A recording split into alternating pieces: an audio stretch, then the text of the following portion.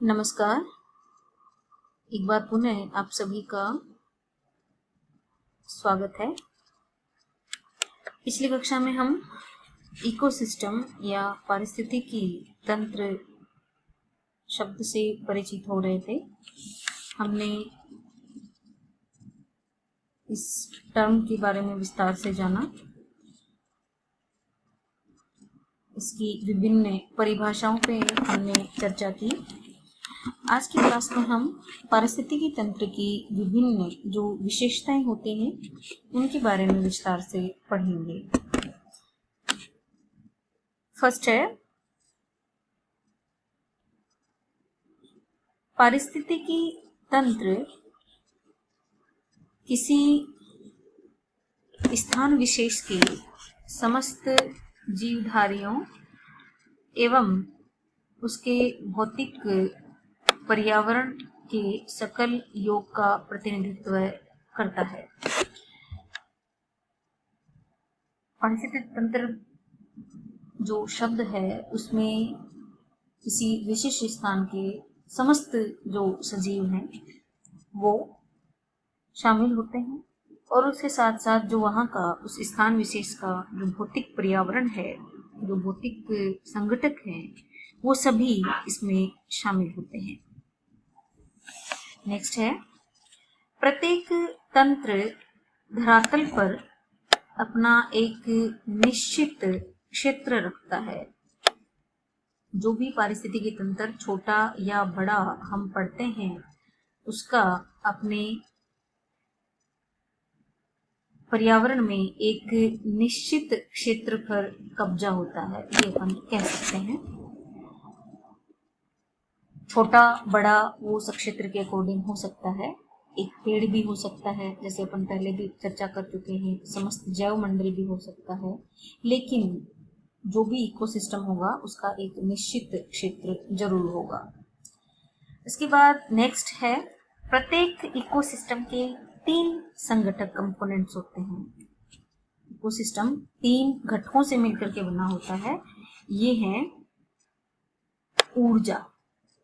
किसी भी पारिस्थितिकी तंत्र को सुचारू रूप से चलाने के लिए ऊर्जा इसका पहला संघटक है। ऊर्जा के बिना पारिस्थितिकी तंत्र का अस्तित्व नहीं है। उसके बाद इसके 2 घटक आते हैं, जैविक और अजैविक घटक। जैविक घटक में सभी जो जीवित प्राणी हैं वो इसमें शामिल होते हैं। उसमें पेड़ पौधे भी शामिल हैं, साथ साथ में जो जीव जंतु हैं वो भी इसमें शामिल है। तीसरा संघटक है इसका अजैविक घटक। अजैविक घटक में वहाँ का उस क्षेत्र विशेष का जो भौतिक पर्यावरण है वो शामिल हो जाता है। नेक्स्ट विशेषता इसकी कि इकोसिस्टम को एक निश्चित समय के संदर्भ में देखा जाता है। पारिस्थितिकी तंत्र कालिक होता है, अर्थात समय के साथ में उस पारिस्थितिकी तंत्र में चेंजेस आते रहते हैं। वहाँ कौन से संगठक कितने मौजूद हैं, उसके साथ साथ में कौन से जो जीवधारी हैं वो वहाँ उपस्थित हैं, ऊर्जा की पारिस्थितिकी तंत्र में क्या स्थिति है, वो सभी समय के साथ में चेंज हो सकते हैं। एक विशिष्ट समय में हमने पारिस्थितिकी तंत्र का अध्ययन किया तो कोई आवश्यक नहीं है कि किसी और समय में वो चीजें वहाँ पे मौजूद रहेंगी या उस संदर्भ में वो जो अध्ययन किया गया है वो उस पर अप्लाई हो पाएगा, लागू हो पाएगा। समय के साथ में पारिस्थितिकी तंत्र में चेंजेस आते रहते हैं। नेक्स्ट है ये जो 3 संघटक हैं, ऊर्जा, जैविक घटक और अजैविक घटक, ये परस्पर अंतर क्रियाएं करते रहते हैं। ये हमने परिभाषा में भी पढ़ा है बार बार कि सभी घटकों के बीच में क्रिया होती है, जीवों में परस्पर क्रिया होती है। साथ ही साथ विभिन्न जीवों के मध्य भी पारस्परिक क्रियाएं होती हैं। एक महत्वपूर्ण विशेषता है पारिस्थितिकी तंत्र की कि जो इसके संघटक हैं उनके बीच में अंतर क्रियाएं होती रहती हैं। अर्थात जैविक जो घटक हैं वो अजैविक घटकों को प्रभावित करते रहते हैं, उनके साथ में इंटरेक्शन करते रहते हैं। साथ ही साथ जो सजीव हैं उनके बीच में परस्पर भी अंतरक्रियाएं होती रहती हैं, एक दूसरे को प्रभावित करते रहते हैं, एक दूसरे पर निर्भर भी होते हैं, जिसे हम परावलंबन कह रहे हैं। तो ये इसकी 5th विशेषता है। आगे बढ़ते हैं। नेक्स्ट है पारिस्थितिकी तंत्र को गतिशील रखने वाली सबसे महत्वपूर्ण ऊर्जा सौर्य ऊर्जा है, सोलर एनर्जी। सभी जो पारिस्थितिकी तंत्र हैं उनके लिए मेन जो ऊर्जा है जिससे वो गतिशील रहते हैं वो सौर्य ऊर्जा है।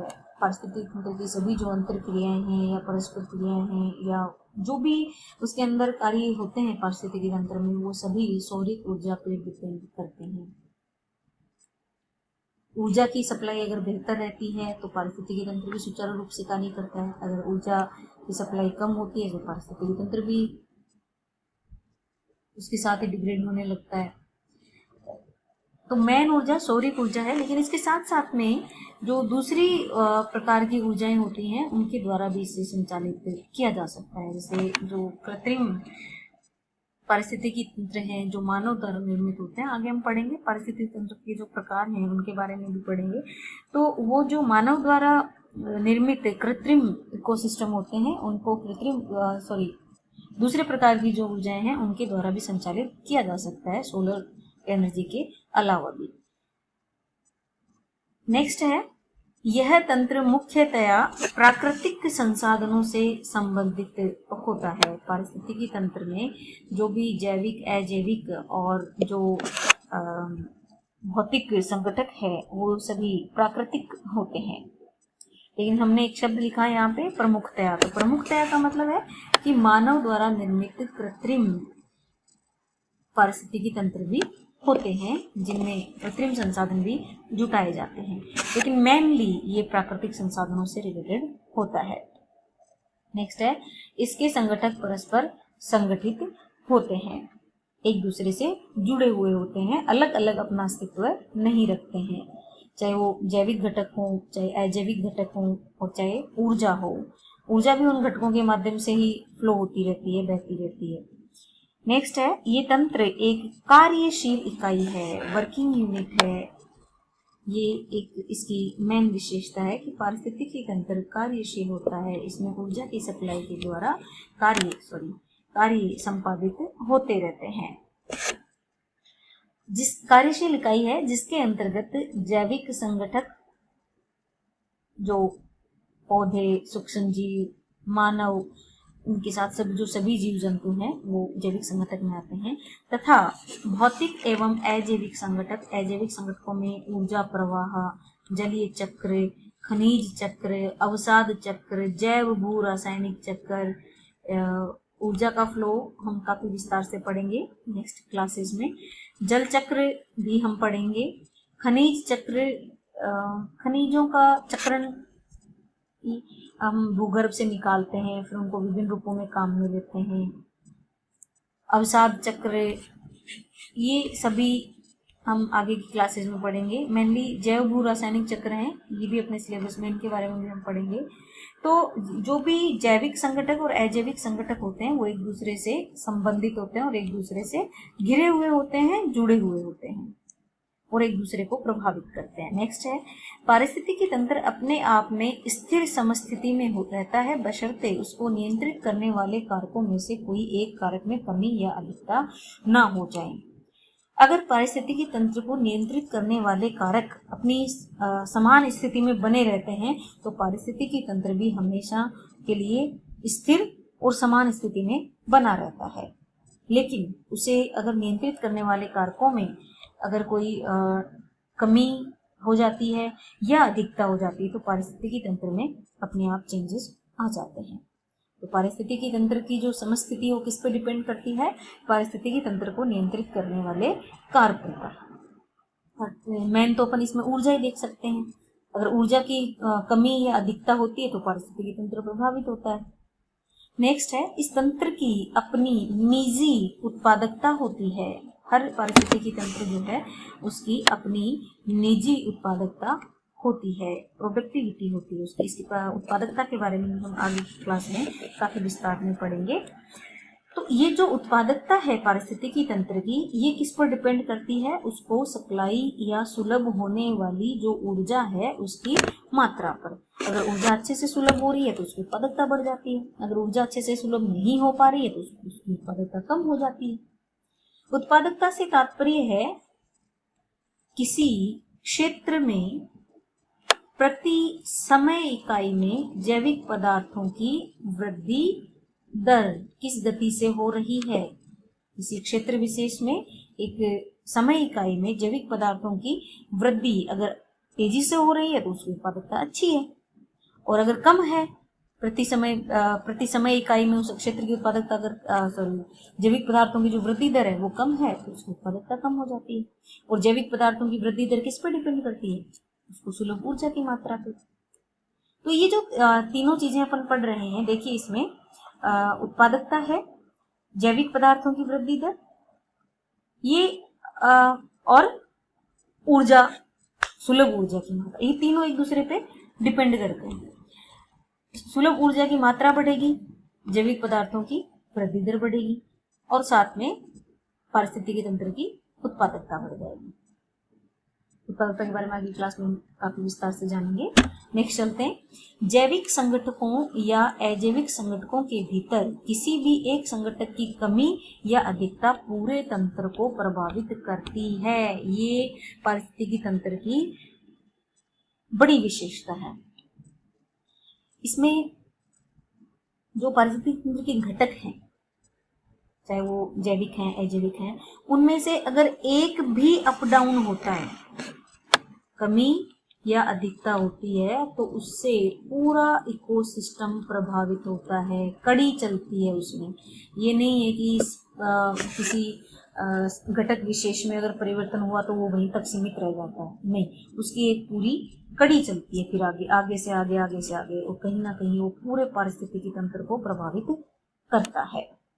नेक्स्ट है, पारिस्थितिकी तंत्र क्षेत्रीय विस्तार की दृष्टि से भिन्नता वाला होता है। ये हमने पहले की क्लास में भी चर्चा की थी। क्षेत्रीय विस्तार की दृष्टि से भिन्नता का मतलब है छोटे से छोटे एक एक्वेरियम को भी हम इकोसिस्टम कहते हैं, और बहुत बड़े जैव मंडल को भी हम एक बहुत बड़ा इकोसिस्टम कह सकते हैं, पारिस्थितिकी तंत्र कह सकते हैं।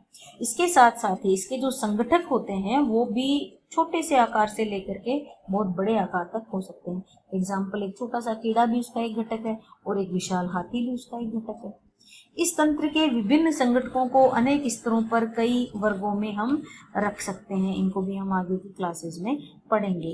ये एक एकल संकल्पना मोनेस्टिक कंसेप्ट है, क्योंकि भौतिक पर्यावरण तथा जैविक पर्यावरण एक ही ढांचे में साथ साथ होते हैं, अतः इनमें आपसी अंतरक्रियाओं के प्रारूप का अध्ययन आसान हो जाता है। एकल संकल्पना है, हम सब चीजों का अलग अलग अध्ययन नहीं कर सकते, सबको एक साथ जोड़ के ही हमें अध्ययन करना पड़ेगा। नेक्स्ट है, इनके एक ही प्रकार के पर्यावरण में परस्पर ऐसे संबंध होते हैं जिनको आसानी से देखा नहीं जा सकता। ये संबंध सुसंगठित व्यवस्था के रूप में होते हैं। ये जो घटक हैं इनके बीच के जो संबंध होते हैं वो काफी जटिल होते हैं। हम प्रथम दृष्टया उन्हें समझ नहीं पाते हैं, लेकिन जब हम सीढ़ी दर सीढ़ी इनका अध्ययन करते जाते हैं स्टेप बाय स्टेप, तो हमें ये संबंध काफी सुसंगठित व्यवस्था के रूप में दिखाई देते हैं। नेक्स्ट है, ये जीवों और उनके पर्यावरण के बीच पदार्थों के निरंतर आदान प्रदान से संबंधित रहता है। 3 घटक पढ़े हमने, ऊर्जा, सजीव और भौतिक पर्यावरण। तो जो जीव और उनके पर्यावरण हैं उनके बीच में पदार्थों का आदान प्रदान होता रहता है ऊर्जा की उपस्थिति के कारण। तो पारिस्थितिकी तंत्र में ऊर्जा के प्रवाह से जीवों और उनके पर्यावरण के बीच में पदार्थों का निरंतर आदान प्रदान होता रहता है। तो ये थी पारिस्थितिकी तंत्र की विशेषताएं। मिलते हैं अगली क्लास में नए टॉपिक के साथ। आज की क्लास में इतना ही। धन्यवाद।